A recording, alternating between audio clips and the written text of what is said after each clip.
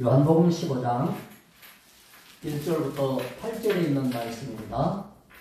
첫째를 제가 보겠습니다. 나는 포도나무요 내 아버지는 농부라. 무릇 내게 붙어 있어 열매를 맺지 않는 가지는 아버지께서 그것을 제거해 버리시고 무릇 열매를 맺는 가지는 더 열매를 맺게 하려 그것을 깨끗하게 하시느니라. 너희는 내가 일러준 말로 이미 깨끗하여졌으니 내 안에 거하라. 나도 너희 안에 거하리라. 가지가 포도나무에 붙어 있지 않으면 스스로 열매를 맺을 수 없는 같이 너희도 내 안에 있지 않으면 그러하리라. 나는 포도나무요 너희는 가지라. 그가 내 안에 내가 그 안에 거하면 사람이 열매를 많이 맺나니 나를 떠나서는 너희가 아무것도 할 수 없음이라. 사람이 내 안에 거하지 않으면 가지처럼 밖에 버려져 나가느니라. 사람들이 그것을 모아다가 들에 던져 살리나. 너희가 내 안에 거하고 내 말이 너희 안에 거하면 무엇이든지 원하는 대로 구하라. 그리하면 이루리라. 너희가 열매를 많이 맺으면 내 아버지께서 영광을 받으실 것이요 너희는 내 제자가 되리라. 아멘. 포도나무와 가지 이야기인데요. 예수님과 우리 관계를 말씀하는 겁니다. 구약에서나 신약에서나 포도는 이스라엘 백성, 구원받은 예수 믿는 사람을 뜻합니다. 하나님이 모세에게 자신을 계시하여 나타나실 때 출애굽기 3장 14절을 보면 하나님의 존재에 대해서 물어봤습니다. 하나님에 대해서 뭐라고 말할까요? 그때 하나님이 나는 스스로 있는 자니라. 출애굽기 3장 14절 보면 영어로 보면 I am who I am. 나는 나다. 이것은 하나님의 자기 계시, 하나님의 존재 계시. 나는 스스로 있다. 모든 존재는 스스로 있지 않고 존재의 근원이 자가 아니라 타라 그랬죠.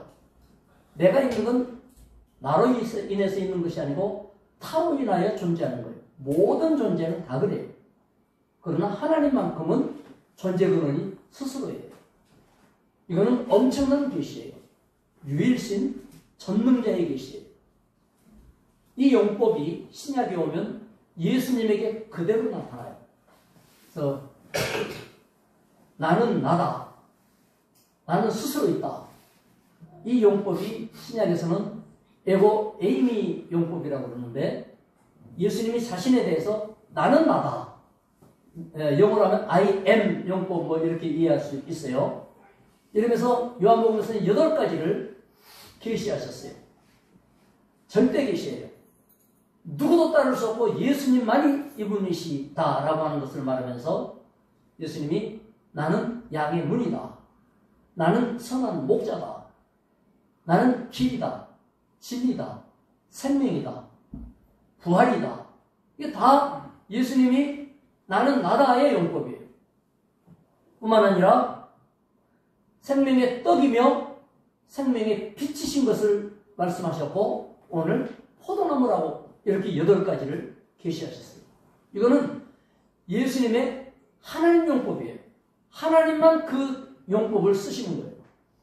그래서 예수님은 자신이 신이심을 하나님 되심을 이 용법으로 말투로서 우리에게 계시해 주신 거예요. 하나님은 이스라엘 백성이나 구원받은 교회 성도를 포도로 비유했는데요. 이사야 5장 2절에 보면 하나님께서 땅을 파고 돌을 다 제거하셨습니다. 그리고 극상품 포도나무 이스라엘을 선택했으니까 최고의 극상품이 된 거예요. 거기다 심었어요. 이랬더니 먹지 못할 들포도 신포도를 맺었구나 하고 탄식하는 거예요. 하나님이 선택했는데 은혜 감당하지 못한 거예요. 우리 읽은 본문 2절을 한번 읽어봅시다. 2절 조금 깁니다만 시작. 무릇 내게 있어 과실을 맺지 아니하는 가지는 아버지께서 이를 제해버리시고 무릇 과실을 맺는 가지는 더 과실을 맺게 하려 하여 이를 깨끗하게 하시느니라. 하나님은 열매 맺기를 원하시고 우리가 읽는 1절부터 8절까지는 많이 맺는다는 게 3번 나와요. 열매 맺는 게 문제가 아니고 많이 맺어야 돼요. 잘 맺어야 되고 좋게 맺어야 돼요. 크게 잘 맺어야 돼요. 열매는 신앙의 결과고 축복입니다. 그래서 그 열매를 맺는 방식이 입으로 열매 맺어요. 내가 어떤 말을 내뱉느냐가 그 사람의 열매예요. 심령의 열매, 상태의 열매, 영혼 상태의 열매예요. 불평불만은 열매가 입으로 나오는 거예요. 내 심령이 그만큼 어그러져 있고 황폐해 있을 때에는 원망좌절이 나와요. 낙담이 나오고 저주가 나와요. 입술에 열매가 있어요. 태에 열매가 있어요. 자식은 하나님 주신 열매예요. 그래서 그 부모가 그러하면 자식도 그러하다. 이것이 어릴 때의 결정나버려요. 장성하면 표정하기 힘들어요. 은혜 받고 스스로 각자가 은혜 받는 것 외에는 장성하고 나면 옆에서 교정해내는 건 불가능한 거예요. 6살, 7살 때까지가 기회고 나머지는 예수 믿게 하는 것밖에는 방법이 없어요. 태의 열매가 있어요. 그리고 경제적으로 열매가 있어요. 생활의 열매. 삶의 보람이나 경제력이나 이런 것도 열매예요. 전부 어떻게 양분이 공급되어지고 햇빛과 물이 쪼여지면서 열매를 맺느냐와 연관이 되어 있는 거예요. 공부만 잘한다고, 무슨 백만 좋다고, 좋은 사업의 거리만 만났다고, 아이템 때문에 그래서 돈 버는 게 아니에요. 다 열매예요. 신앙적으로는 영적 열매, 성령의 열매가 있어요. 그래서 열매를 잘 맺기 위해서 예수님은 오늘 3가지를 말씀하셨어요. 첫째는 예수님은 포도나무고 우리는 가지다. 정체성의 확립이에요. 예수가 나에게 누구신가? 나는 예수에게 어떤 존재인가? 나는 어떤 사람인가? 정체성의 확립이에요. 두 번째로는 가지가 나무에 잘 붙어 있으라. 이렇게 했기 때문에 예수님과 나와의 관계성의 문제예요. 예수와 내가 얼마나 사이가 좋은지, 얼마나 어색한지, 어떻게 통하고 있는지 안 통하는지 관계성의 문제예요. 가지가 반쯤 부러지면 양분이 다 못 가요. 딱 붙어 있어야 돼요. 병들어 있으면 양분이 다 못 가요. 나무로부터 붙어 있어야 돼요. 관계성의 문제. 세 번째로는 목적성의 문제예요. 열매를 많이 맺어야 돼요.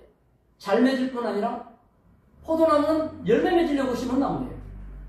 그러니까 우리를 포도나무 가지라고 할 때는 하나님이 여러분에게 열매를 원하시는 거예요.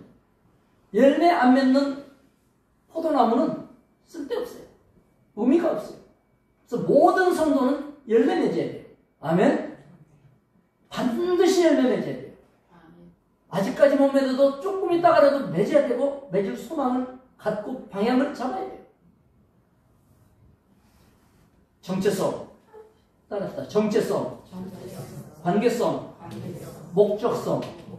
이 3가지를 본문에서 말씀하고 있어요. 첫 번째, 정체성이에요. 예수님은 참 포도나무, 좋은 나무예요. 우리는 거기에 붙어있는 가지라고 그랬어요. 하나님은 농사짓는 농부시라고 그랬어요. 정체성이 뭡니까? 포도나무는 산이든 들이든 세상에 있든 회사에 있든 교회에 있든 집에 있든 언제나 포도나무고 가지는 가지예요. 포도나무, 가지도 포도나무죠. 이 포도나무라고 하는 이 정체성이 바뀌면 안 돼요. 술 친구들 앞에서는 포도나무가 가시나무가 됐다가 또 쌈질하는 쪽에 들어가가지고는 포도나무가 또 무슨 엉뚱한 화살나무가 됐다가 이런 게 아니에요. 포도나무는 언제나 포도나무예요. 밤이나 낮이나 겨울이나 잎이 있을 때나 잎이 떨어졌을 때나 열매를 맺을 때나 안 맺을 때나 언제나 포도나무인 것처럼 나는 그리스도인이에요. 어디에서나 예수 믿는 사람이에요. 누구 앞에서나 들통이 나든 감춰져 있든 간에 언제나 나는 그 정체가 하나님의 자녀요. 예수의 사람이에요. 그리스도는 나의 구세주요. 나를 이끄시는 목자일 뿐 아니라 나는 주님을 따라가는 양으로 존재하는 겁니다. 정체성, 존재성. 하나님의 존재성을 나는 스스로 있다라고 자신을 밝혔던 것처럼 우리는 예수님께 붙어 있을 수밖에 없고 붙어 있어야 되는 가지, 포도나무다. 이 자기 정체성에 대해서 잊어버리면 안 돼요. 믿음이 좋을수록 그게 몸에 배요. 믿음이 아직 안 세워지면 자꾸 잊어버려요. 그래가지고 딴 게 나와요.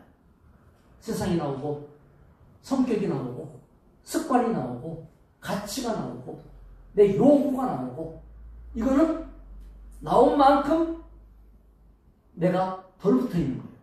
내 정체성, 예수님은 나의 나무이며 나는 온전히 붙어있는 가지인가, 이것이 확인돼야 돼요. 뭘로? 내 생활을 통하여, 내 습관을 통하여, 내 행동을 통하여, 내 마음을 통하여 내가 얼마만큼 잘 붙어있는 가지인가가 확인돼야 돼요. 모세를 보면 알 수 있어요. 출애굽기 2장 1절에 보면 모세는 레위 족속 아버지가 레위 족속 아가시아의 장가들을 가지고 낳은 레위 족속 아기예요. 레위 족속이다 이 말은 이스라엘에서 영적으로 신앙의 장자 족속이다. 하나님 앞에 1등이 되어야 될 믿음은 딴 건 몰라도 내가 믿음만은 1등이 될 거야. 1등으로 하나님이 세워놓은 족속이 레위 족속인데 믿음을 내세우지 못한 족속이 됐죠. 왜? 노예니까. 애굽 노예. 그래서 남자를 죽이라는 명령 때문에 물에 버려지는 아기가 됐죠. 애굽의 공주가 물에서 건져서 상자 열어보니 이쁜 아기니까 이 남자아이들 자기 아들로 삼아서 왕자로 기르지 않았습니까? 애굽의 왕자가 됐어요. 유모가 필요한데 모세의 생모가 유모로 들어가지 않았습니까? 생모는 유모가 되고 양모는 친모가 돼가지고 모세가 성장을 했어요. 왕자로서 노예 족속이 왕자로 성장하고 이렇게 된 겁니다. 이러다가 배운 거는 유모를 통하여 여호와 하나님 히브리 신앙을 배웠고 현실은 애굽의 우상을 섬기는 그 문화권 속에 정치적인 힘을 가진 황족으로서 살아가죠. 정체성이 신자도 아닌 것이, 우상 숭배자도 아닌 것이, 왕자도 아닌 것이, 노예도 아닌 것이, 이렇게 됐어요. 이 갈등 속에서 어떤 때는 이게 불쑥 나오고 어떤 때는 저게 불쑥 나오고 자기 동족이 학대받는 걸 볼 때는 히브리족의 정체성이 튀어나오는 거예요. 이래서 학대하는 애굽 병사를 죽였죠. 묻었죠. 결국은 들통나가지고 이거 큰일 났구나 싶을 때 자기 정체가 드러날 때 살인하는 것에 대한 두려움이라기보다는 자기 정체의 혼란이에요. 그래서 광야로 도망갔어요. 양을 치는 자가 됐어요. 그러면 자기는 목자입니까? 왕자입니까? 히브리 노예입니까? 뭡니까? 이들의 사위입니까? 십보라의 아들입니까? 공주의 아들입니까? 엉망진창일 때 하나님이 호렙산에서 부르셨어요. 모세야, 모세야. 모세라는 말은 우리에서 건져냈다는 뜻이에요. 구원해줬다는 뜻이에요. 이름이. 모세는 정체성의 혼란 속에 80이 될 때까지 나일강에서 못 벗어난 갈대상자나 똑같은 거예요. 둥둥 떠다녀서 언제 어떻게 엎어질지 모르는 정체성의 혼란을 겪고 있어요. 그리스도인들이 확실하게 예수에 붙어 있어야 되는데 신자도 아닌 것이 완전 세속주의자도 아닌 것이 어떤 때는 세상 방식으로 했다가 어떤 때는 기도했다가 이게요. 물에서 건져진 것도 아니고 물에 빠져서 죽는 것도 아니고 열매 못 맺습니다. 확실하게 물에서 건져내줘야 돼요. 그런데 자기 홀로 어린아이가 건져줄 수 있습니까? 건져줘야지. 외적으로는 공주가 건져줬어요. 그러나 실질적으로는 하나님이 불러내신 것이 건져주신 거예요. 모세야 모세야, 이것은 내가 너를 건져냈다 이 말이에요. 모세의 정체성은 뭡니까? 그 모든 인간사에서 겪어야 됐던 이런 혼란보다도 가장 중요한 건 뭐냐면, 너는 내가 건진 자다. 내가 너를 구원했노라. 하나님과의 관계가 회복되는 게 모세의 참된 정체성이에요. 모세는 하나님의 부름받은 자, 이게 정체예요. 모세의 진짜 정체는 옛날에 내가 왕자였다, 뭐 이랬다, 살인자였다, 이게 아니에요. 지금 나는 하나님의 자녀, 하나님의 부름받은 자, 하나님의 선택된 자, 하나님의 사용되어질 사명자, 이게 모세의 정체입니다. 저와 여러분은 예수의 사람이에요. 그리스도인이에요. 하나님의 사람인 줄로 믿습니다. 예수께 붙은 자가 됐어요. 우리는 달라요. 전에는 뭐 백약나무인지 사시나무인지 이 나무인지 저 나무인지 그랬을 수 있어요. 그러나 지금은 포도나무예요. 포도나무에 붙어있는 가지가 됐어요. 이거 잊어버리면 안 돼요. 따라합시다. 나는 하나님의 자녀, 하나님의 귀한 자녀, 천국의 백성. 빌보 3장 20절, 하늘의 시민권이 나에게 있다. 주민등록증은 내가 갖고 다니지만 보이지 않는 시민권은 하늘나라에 기록된 나 자신. 이 땅에서 별일을 당하고 산다 할지라도 그것은 이 땅의 일이지 천국의 영원한 시민권에 영향을 주는 게 아니에요. 누구도 범접하거나 빼앗거나 더럽히거나 바꿀 수 없는 하나님 나라의 시민권자로서 우리는 이 땅에서 지나가는 거예요. 어차피 지나가요. 지나가는 이 세상에 우리는 세상의 가치관을 갖고 사는 것이 아니에요. 영생의 가치관, 영원한 가치관을 갖고 사는 사람이에요. 본질을 알아야 돼요.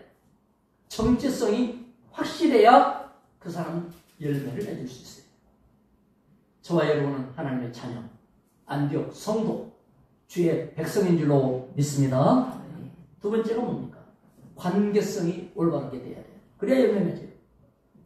5절 한번 읽어볼까요? 5절 시작. 나는 포도나무요 너희는 가지니 저가 내 안에 내가 저 안에 있으면 이 사람은 과실을 많이 맺나니 나를 떠나서는 너희가 아무것도 할 수 없습니다. 가지면 무조건 나무에 붙어 있어야 가지가 되죠. 잘라진 게 무슨 가지입니까? 붙어 있어야 가지가 되는 거예요. 여기 이 가지라고 하는 단어가 그 성경 원문에 클레마라고 하는 단어인데요. 그냥 가지가 아니고 새로 난 가지를 말해요. 새 가지예요. 따라합시다. 서로 인사합시다. 새롭습니다. 시작. 새로우십니다. 새로운 가지예요. 새 가지예요. 포도나무 농사를 여러분이 지어보셨는지 모르겠는데요. 포도나무는 이 앞에 보면 대추나무도 있고 체리나무도 있고 또 앞에 보면 자두도 있어요. 대추는 새순에서 열매가 맺어요. 나머지는 작년 가지에서 꽃피고 열매가 맺어요. 그래서 작년에 나온 가지를 많게 해주는 게, 그래서 금년 가지를 잘 만들어주면 내년에 열매가 많은 품종이 있고요. 작년 가지는 필요 없다. 모양을 다 보고서 싹 잘라내버리고 금년에 새 가지를 어떻게 내가지고 열매를 맺어야 되겠다에 따라서 가지 자르는 게 달라요. 포도나무는 새 가지에서 잎이 딱 싹이 나면서부터 열매가 깨알같이 따닥따닥따닥따닥 붙어갖고 잎하고 열매하고 같이 올라오면서 이게 가지로 커 올라가요. 그래서 포도나무는 새싹이 날 수 있는 순을 어떻게 해줄 것이냐, 이 가지에서 송이가 몇 개 달리게 해줄 거냐에 따라서 길이를 조절하는 거예요. 그래서 이 농풀처럼 길게 막 5m, 10m까지 뻗어나가는 말이에요. 포도나무 가지가. 그거를 가만 놔두면 엄청 무성해지면서 잎이 많아지는데, 문제는 뭐냐면 가지 키우고 잎 피우느라고 열매의 양분이 안 가니까 잎이 무성하고 가지가 무성해질수록 열매는 쭈그러들어서 쬐끄맣고 신 열매가 맺어요. 그래서 포도나무 농사를 짓는 분은 딱 계산하는 거예요. 두 송이 한 가지에서 세 송이. 그래서 세 순이 올라오면 세 가지에서만 열매를 맺는 거예요. 따라합시다. 나는 세 가지. 그래서 언제나 신자는 세 가지예요. 열매를 맺어야 돼요. 그런데 열매 맺을 때 한없이 무성하게 크게 놔두면 그 포도가 망해요. 그래서 한 송이에 이파리가 4개, 5개 이상 가지 않도록 해서 잘라줘야 돼요. 가지가 더 크지 않도록 잘라줘야 돼요. 잘라주면 이파리 있는 데서 세 가지가 또 나와요. 뻗어나가려고. 그거 놔둬야 되겠어요? 잘라줘야 되겠어요? 잘라줘야 돼요. 아니면 양분이 열매로 가지 않아요. 가지 기운이 들어가요. 가지가 무성해지면요, 고기는 그럴듯한 포도나무가 되는 거죠. 잎도 많고 가지도 많고 위세가 그럴듯합니다. 그러나 거기에 가서 들여다보면 먹을 포도가 없어요. 포도나무는 엉성해 보이고 이파리가 별로 많지 않고 가지가 많지 않은데요, 그렇게 농사를 지은 쪽에 가보면 왕포도가 열리고 단포도가 있어서 그렇게 깨끗하게 관리해줘야 돼요. 햇빛이 잘 들도록, 바람이 잘 통하도록 이것을 깨끗하게 하는 거거든요. 성경에 뭐라 그랬어요? 깨끗하게 한다고 그랬죠. 열매를 많이 맺도록. 포도나무를 깨끗하게 안 해주면 열매 많이 안 맺어요. 성도가 무성해지면 안 돼요. 자랑심, 허영심, 그 다음에 엉뚱한 과욕, 거만함, 또 이것저것 세상말로 하면 훅가시 준다 그러죠. 일본말로 하면 폼 잡는 것, 인정받고 싶은 것, 드러나고 싶은 것, 나를 알아달라고 하는 마음, 이런 걸로 이파리가 무성하면요, 그 사람은 뭐가 약해져요? 열매가 약해져요. 포도나무 열매 볼품 없으면 그 포도나무가 가치가 있어요, 없어요? 예수님까지도 쓸모없이 돼버려요. 너 예수 믿는다며, 아이고 예수 믿는 게 그 모양이야? 그 가지는 잘려서 버리는 거예요. 말라지는 사람이 주워다가 불태우는 것처럼 불신자한테 멸시받는 것 당연하게 돼버려요. 예수 믿는 사람의 열매가 없으면요, 불신자한테도 멸시받아요. 즉 자기 값을 자기가 없애고 다니면서 왜 내 값을 못 알아주냐고 하게 되는 서러운 형편이 되는 거예요. 내가 이러려고 사는 게 아닌데 왜 이렇게 되는가? 그것은 엉뚱한 대로 가지가 많이 뻗어나고 잎이 무성할 때예요. 깨끗하게 잘라줘야 돼요. 어떻게 잘라주는가를 예수님이 말씀해 줬어요. 잘라주면 하늘의 기운, 땅의 기운, 공기 기운, 이 모든 기운이 어디로 가요? 열매로 모이는 거예요. 하늘의 기운과 땅의 기운, 모든 세상의 기운이 열매로 모이면 이 포도나무는 최상급 포도나무가 되는 거예요. 자, 절단할 때는 아픔이 있어요. 가지를 잘라내고 아까울 때도 많죠. 이렇게 잘 길러놓은 걸 내가 포기해야 되는가? 김무덕, 김영윤 집사님, 권사님네 마당에다가 제가 토마토하고 오이 이런 거를 좀 심었어요. 그래서 이제 가끔씩 가서 뭘 봐주냐? 가지를 보는 거예요. 그러면요, 토마토 잎이 처음에 이렇게 돋아난 전잎이 있고요. 그래서 가지가 나오면서 꽃을 달고 나옵니다. 그 가지를 놔두면은 쭉 올라가면서 이제 거기서도 꽃이 피고 가지가 많아지면서 막 토마토가 막 잎에서마다 가지가 나서 무성해집니다. 어떻게 해야 될까요? 그거 따먹어야 될까요? 잘라줘야 될까요? 그게 아까워요. 꽃이 노랗게 피면서 가지가 쫙 올라올 때 그걸 잘라줘야 돼요. 원가지가 위에서 갈라질 때까지. 가지하고는 다르죠. 갈라진 게. 갈라질 때까지 이파리마다 나오거든. 잘라주면 또 나오거든. 그거 놔두면요, 토마토 쬐끔해져요. 안 달아요. 가지 무성해지고 몇 개 안 열려요. 다 잘라줘야 돼요. 오이도 잎이 나면서부터 밑에서 가지가 또 일어나요. 그거 잘라줘야 돼요. 그래서 오이나무 하나에서 100개, 150개까지 따먹은 사람이 있어요. 오이나무 하나에서. 가을까지. 다 따먹고 잎 정리해주면 밑에는 대만 났고 이러면 대를 밑에다가 둘둘 감아가면서 계속 이런 오이를 따먹는 사람이 있어요. 여러분, 가지 잘 정리하면 열매 많이 맺습니다. 여러분의 인생 가운데에서 잔가지가 많아요. 쓸데없는 이파리가 무성해요. 그거 잘라줘야 돼요. 잘라주는 비결입니다.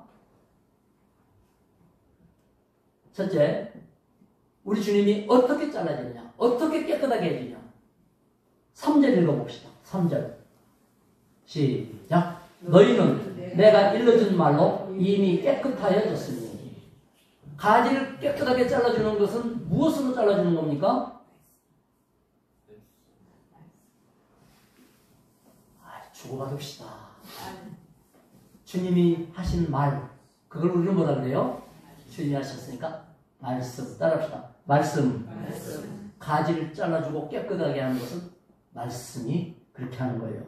여기 말씀, 말, 이 말은 매우 왜 중요한 거 하니, 말이라고 하는 이 로고스라고 하는 단어가 그냥 로고스가 아니고 렐라레카 로고스 이랬어요. 이 말은 뭐냐면 해왔던 말씀, 이 말이에요. 너희는 나로부터 계속 말을 들었다. 그 들은 말이 너희를 가지 잘라주고 깨끗하게 해서 열매 맺게 할 것이다. 내 가지, 내가 열매 맺어요. 나무가 양분 공급해서 열매 맺어요. 나무가 양분을 공급해서 열매 맺죠. 내가 열매 맺으려고 애쓰니까 힘든 거예요. 그러면 또 그래요. 열매를 많이 맺고 싶은데 가지가 무성하니까 내가 그거를 잘라내려고 애를 쓰는 거예요. 성질도 줄이고 죽이고 겸손하려고 다 애쓰고 막 이렇게 하면은 엉뚱한 대로 양분이 안 가니까 열매는 맺겠지. 인내하고 참고 이러면서 내 가지를 내가 자르려고 그러는데, 가지 자르는 건 누가 잘라요? 농부가 자르는 거예요. 그 다음에 우리가 열매 맺기 위해서 뭐라 그러냐? 돌멩이가 너무 많잖아. 가지가 말하기를, 포도나무죠 이제. 돌멩이가 많아서 뿌리 뻗을 데가 없잖아. 그래서 돌멩이를 없애달라. 내가 환경을 내가 만들어요? 만들 수 없어요? 아니, 많이 물려받는 환경, 좋은 직업 가진 환경, 멋진 실력 갖는 어떤 내용들, 이제 와서 여러분 할 수 있어요? 이 나이에? 내가 할 수 있는 게 아니에요. 포도밭을 내가 가꾸고 거름주고 그런 게 아니에요. 나무는 아무것도 못한 거예요. 가지는. 그것은 농부가 하는 거예요. 나는 뭐 해야 되냐? 내가 하는 건 말씀에 은혜 받는 것밖에 없어요. 아멘? 말씀에 은혜 받으려고 하지 않고, 말씀에 영향 받으려고 하지 않고, 말씀으로 공급받으려고 하지 않고, 우리는 자꾸 뭐라고 그러냐면 내가 가지를 자르려고 그러고요. 그 다음에 밭을 일구려고 해요. 고생스러워요. 잘 안 돼요. 환경이 안 바뀌어요. 고생해서 못 벗어나요.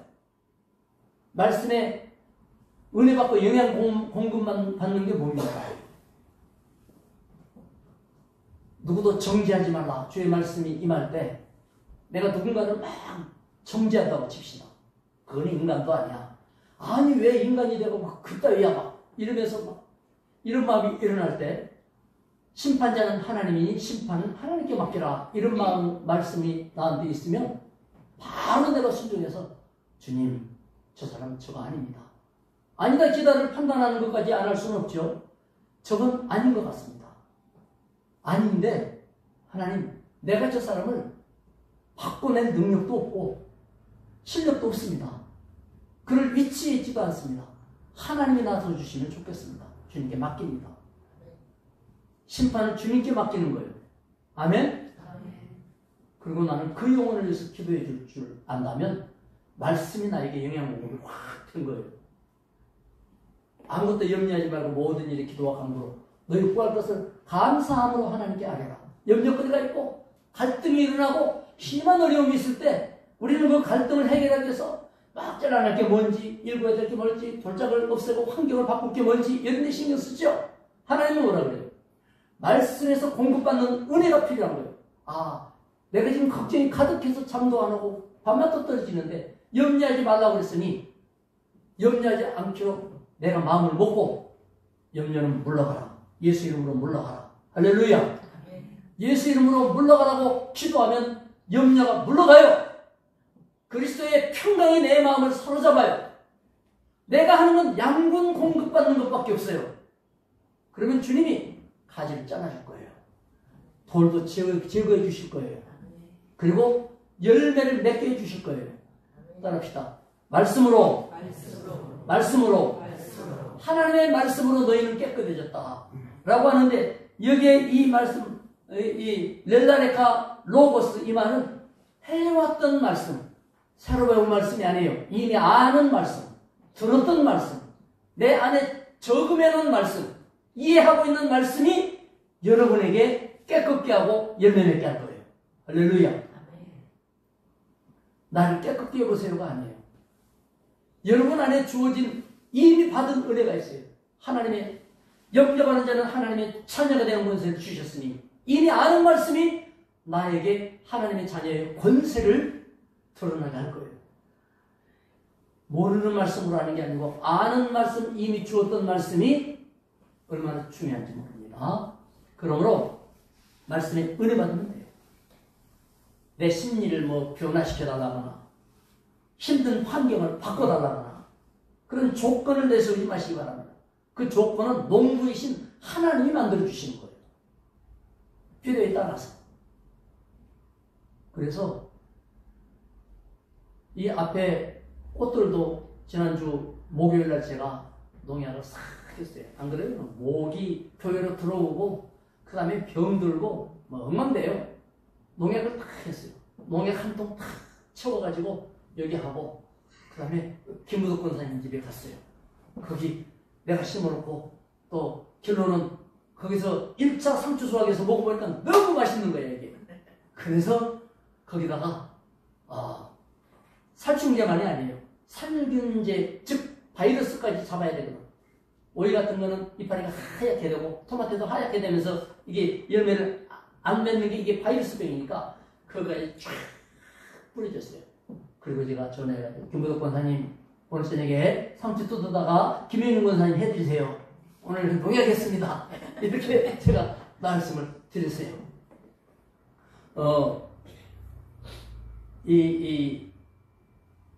이 모든 것은 농부가 하는 거예요. 그리고는 15일, 20일마다 한 숟가락씩 옆에 파고서 뿌리 옆에다가 진한 양분을 공급해 주는 거예요. 거름. 그러면 얘가 계속 잘 되게 돼 있어요. 거름도 안 주면서 맨날 물만 주면 안 돼요. 양분도 안 주면서 맨날 열매만 요구하면 안 돼요. 하나님은 여러분에게 열매 맺을 때 그냥 맺으라고 한 적이 없어요. 언제나 공급하세요. 언제나 채워주세요. 언제나 좋은 열매 맺는 조건을 다 갖춰주세요. 그것이 바로 말씀이에요. 아멘? 하나님의 말씀에 은혜 못 받으면 그 사람 예수 30년 믿어도 제대로 된 열매 한 번 못 맺고 맨날 심포도만 맺다가 먹을 게 없게 되는 거예요. 여러분이 좋은 열매 맺으려거든 오실 때마다 말씀이 나한테 주신 것이다. 내가 그 은혜를 받아야 된다. 예수밖에 없다. 이렇게 되어지면 은혜 받는 거예요. 그래서 이렇게 하나님 앞에 붙어있는 사람들에게는 성경에 여러 가지 말고도 다른 이름들이 있어요.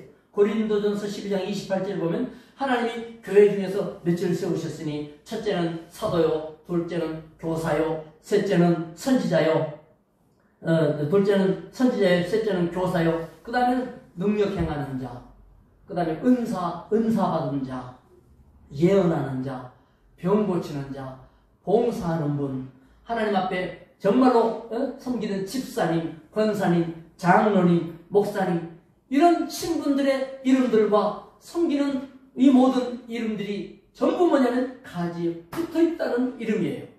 아멘? 이름은 가져놓고 반쯤 떨어져 있으면 진짜 골치 아픈 거예요. 앞에 클레마티스 의아리라고 그러죠. 예쁜 꽃이 피었잖아요. 이렇게 큰 꽃이 하나는 조그매요. 왜 그런 줄 아십니까? 내가 말은 안 하고 있는데 고백을 하는데 넝쿨 이쪽으로 옮겨주다가 이 넝쿨에서 이 가지가 뻗어 나오는데요. 요 아래 큰 넝쿨 옮겨주다가 아래쪽에 손상이 있었어요. 가지가 나오기는 나왔는데 아래쪽은 노랗게 말라진 가지인데 거기서 파란 게 나와가지고 꽃이 피니까 요만해요. 성도라는 이름을 가졌다고 해서 열매가 다 좋은 게 아니라니까요. 예수님께 잘 붙어 있어야 돼요. 말씀에 은혜 받아야 돼요. 여러분이 할 건 뭐냐? 하나님의 말씀에서 내가 깨닫고 깨우치고 그 말씀을 따르려고 주님을 집중적으로 사랑하고 열정적으로 사모하고 말씀을 지키려고 힘을 다 쓰고 이것만 하면 돼요. 그러면 나머지는 전부 하나님이 해주시는 거예요. 믿습니까? 이게 예수 믿기 쉬운 거예요. 복 받기 쉽고 열매 맺기 쉬운 겁니다. 그래서 목적성이 뭐냐? 그러면 뭐 때문에 포도나무를 심었어요? 열매 맺으려고. 그런데 여기 보면 3번씩이나 많이 맺는 열매를 강조했으니까 기왕에 맺을 때 크게 많이 맺는 것이 주님이 원하시는 거예요. 여러분이 가난하게 살기를 원해요? 하나님이 물질적으로 경제적으로 많은 재물을 갖기를 원하세요? 하나님께서 오늘 본문에 보면 많은 걸 얻기를 원해요. 여러분의 자녀가 없고 이런 것보다는 많은 자녀가 갖기를 원하시는 거예요. 여러분의 입술에서 축복이 많이 나오고 감사가 많이 나오기를 원하는 거예요. 입술의 열매, 태의 열매. 이제 이따가 또 전도하려고 저기 배고동에 갈 건데요. 예배 오후 예배 마치고 전도도요 열매예요. 많은 전도하고 싶어요? 조금 하고 싶어요? 많이 하고 싶죠. 전도의 열매도 하나님 주시는 축복이에요. 이렇게 열매를 맺는데 성령의 열매가 있어요.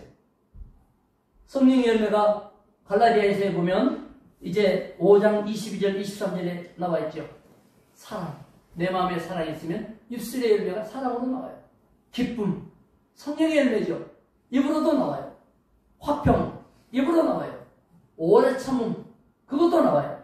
자비, 양선, 선량이죠. 충성, 온유, 절제. 이런 것들은 금지할 법이 없느니라. 성령이 우리 안에 충만할 때 말씀에 은혜 받으면 그 말씀으로 인하여 내 입술에 열매가 맺혀질 줄로 믿습니다. 그러므로 아브라함은 후손들에게 믿음을 열매로 맺어서 넘겨줬어요.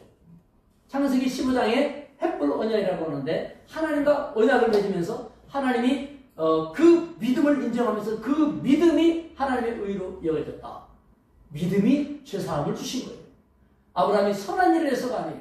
믿음으로 아브라함은 열매를 후손에게 남겨줌으로 첫째, 자손을 약속했으므로 후손의 열매는 곧 생명의 열매입니다.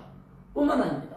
그가 이삭을 모리아 산에 바쳤을 때에 이삭으로 인하여 예수 그리스도의 십자가가 예언됐기 때문에 이것은 구원의 열매입니다. 구원이에요. 그리고 예수 그리스도로 인하여서 영원한 부활을 히브리서 11장에 보니까 아브라함은 자식을 죽음 가운데 내모면서도 하나님이 다시 살릴 걸 믿었다. 부활의 열매. 아브라함은 후손들에게 믿음으로 인한 이 모든 열매들을 넘겨주었어요. 여러분도 하나님 앞에 열매를 맺어야 돼요. 열매를 맺어야 돼요. 아멘? 열매 맺으시기 바랍니다. 성령의 열매예요. 입술의 열매예요. 태의 열매예요. 세상에 필요한 모든 재물이나 세상에 살아가는 축복이나 이 모든 것들이 열매예요. 교회 성장도 전도의 열매예요. 여러분으로 인하여 주님은 열매 맺되 많은 열매를 목표하고 있습니다. 목적성입니다. 열매 맺는 신앙이 되어야 됩니다. 할렐루야. 목적성이에요. 나는 반드시 열매 맺는 가지가 되겠다. 있습니까? 아멘. 서로 인사합시다. 열매 맺읍시다. 많이 맺읍시다. 소원을 가져야 돼. 나로 인하여 열매가 나와야지. 무서우면 안 돼. 고기는 그대로 뜯어 안 돼. 먹을 게 없는 열매는 소용없어요. 결론입니다. 이처럼 예수님과의 관계에서 정체성이 확립. 나는 하나님의 자녀요. 구원받은 주의 백성이고 천국의 시민이며 안디옥 교인입니다. 정체가 정확해야 돼요. 어디서나 언제나. 그리고 이 정체성에서 관계성, 붙어있는 관계, 떨어지지 않는 관계, 양분을 오롯이 받아들여서 하늘의 모든 기운과 태양의 기운과 땅의 모든 양분이 열매로 집약이 되는 것처럼 하나님이 이 땅에 보내주신 나를 통하여 이 땅에서 필요한 모든 축복이 나에게로부터 결집이 되어지고 응집되는 열매 맺는 성도, 관계성, 할렐루야, 목적성도 거기에 있죠. 이렇게 목적이 정확해요. 첫째, 세 가지가 이루어지는데요. 이 사람은 기도하십시오. 응답 주십니다. 7절 읽어보겠습니다. 7절 시작. 너희가 내 안에 거하고 내 말이 너희 안에 거하면 무엇이든지 원하는 대로 구하라. 그리하면 이루리라. 이 사람이 기도하면 이루어지는 거예요. 그러니까 가지가 열매에 붙어있고 진짜 정체성, 관계성, 많은 열매 맺기 위한 목적성, 이것으로 정확하면 기도하면 응답 주신다는 거죠. 근데 무성하면서 막 그냥 그럴듯하지만 열매에는 관심도 없으면서, 즉 말씀의 은혜도 안 받고 말씀의 영향도 안 받고 하나님 말씀이 뭐라고 하든지 내 영혼 따라, 내 신앙, 내 성격 따라, 내 습관 따라, 내 어떤 가치 따라 그렇게 살아가면서 열매를 요구하거나 기도하거나 불평할 때 그게 잘 안 되더라, 그거예요. 여러분, 주님은 여러분이 열매 맺는 모든 길을 다 만들어놨어요. 말씀에 은혜 받으면 됩니다. 아멘. 그리고 그 사람이 기도하면 이룬다고 약속했어요. 두 번째, 8절 한번 많이 맺으면 내 아버지께서 영광을 받으실 것이요까지 하나님은 여러분을 통하여 영광 받으십니다. 열매 있으면 하나님 영광 받으시고 열매 없으면 하나님 창피당하십니다. 열매 많이 맺으시기 바랍니다. 소원을 갖고 말씀에 은혜 받으세요. 세 번째로 그 뒤에 나오는데 15장 8절 마지막 부분, 너희가 내 제자가 되리라. 그 사람이 가면 역사 일어납니다. 예수님의 제자입니다. 구원의 역사가 일어납니다. 병 고침의 역사 일어납니다. 할렐루야. 문제 해결의 역사 일어납니다. 그 사람이 가면 주변이 다 삽니다. 어떤 사람은 들어가면 다 망해요. 어떤 사람이 들어가면 다 흔들려요. 다 깨져요. 그런데 어떤 사람이 들어가면 다 붙어요. 다 살아나요. 다 넘치게 돼요. 바로 열매 맺는 제자입니다. 예수의 제자. 여러분이 제자이기를 원하십니까? 아멘? 우리는 제자가 돼야 돼요. 구경꾼이 되면 안 돼요. 붙은 자가 돼야 돼요. 따라가면 안 돼요. 단지 따라만 가면 안 돼요. 완전히 예수와 나는 하나가 돼야 돼요. 여러분이 바로 예수님이고 예수님이 여러분이고 여러분을 통하여 주님이 평가받는 거예요. 포도나무와 같이 이 놀라운 신분의 변화가 우리에게 일어났다는 사실을 기억하시고 오늘부터 진짜 열정적으로 주님을 사랑하시고 내 혼신을 다하여 예수 잘 믿고 말씀에서 내가 은혜 받도록, 그 말씀에서 은혜 받으면 나머지는 농부가 하신다는 사실 하나님께 맡기시기를 주의 이름으로 축원합니다. 기도합시다. 하나님 아버지, 우리가 나서서 할 일이 참 적습니다. 또 나서봤댔자 그 효과가 볼품이 없습니다. 어떻게 보면 환경 여건만 바뀌어져도 행복할 것 같고 일이 잘 되면 열매 맺을 것 같던데 바뀔 능력과 실력도 조건도 우리에게는 부족합니다. 그런데 성경에서는 그 모든 것은 농부 몫이라며 우리는 단지 공급받고 은혜받고 말씀 가까이 하라고 주님이 정해주셨습니다. 가지가 되어 잘 붙어있을 때 은혜로 인하여 우리 심령에 성령 충만한 역사가 일어날 줄로 믿사오니 그 일이 체험되고 말씀의 은혜 받음으로 새로워지게 하여 주시옵소서. 예배 때마다 이 은혜를 받게 하시고 그냥 왔다 가지 아니하고 나에게 주신 말씀으로 확실히 받아들여서 실천하며 순종할 수 있도록 도와주시옵소서. 예수님의 이름으로 기도드리옵나이다. 아멘. 성경 열심히 읽어갑시다. 하루 석장, 주일날 5장. 5장부터 읽으면 다음 주일까지 28장까지가 되겠습니다. 스승의 날이 5월 15일인데요. 학교 선생님뿐만 아니라 교회 가르치는 이들을 위한 감사의 마음도 늘 가져야 되겠고요. 6월 30일 새가족 초청잔치. 한 명 전도한다 이 결심을 갖고 그런 분이 도대체 생각이 안 나거든요. 옆에 사람을 위해서라도 꼭 그렇게 전도하게 해달라고 참여하는 마음으로 기도는 해야 됩니다. 한 명이 한 명 정도 꼭 초청할 수 있도록 기도하시고 일천번제에 위해서도 기도하면서 같이 기도하시기 바랍니다. 합동위원회가 5월 20일 날이고 총회 수양회가 교직자, 목회자 부부 수양회가 6월 10일부터 12일까지 강원도의 고성에서 있습니다. 근데 이제 거기 시골교회 목사님들, 은퇴하신 목사님 부부들 이런 분들이 있는데 어려운 분들이 많죠.